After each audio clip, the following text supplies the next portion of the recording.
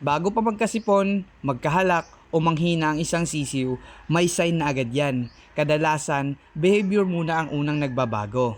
Kailangan umaksyon agad bago pa lumala. Behavior pa lang ng sisiw, dapat marunong na tayong magbasa. Kaya tara, pag-usapan natin ang mga early behavioral signs ng possible sickness sa sisiw.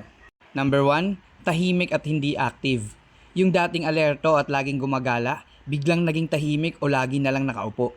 Number 2, ayaw sumabay kumain. Kahit feeding time na, nahuhuli o konti lang kung kumain. Isa ito sa pinakaunang red flag.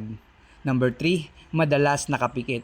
Kapag laging antok o nakapikit kahit maliwanag at active ang iba, obserbahan agad. Number 4, nakabukod sa grupo. Ang may nararamdaman, kadalasan humihiwalay sa ibang manok. Number 5, bagsak ang pakpak o balahibo. Mukhang walang energy at hindi maayos ang tindig.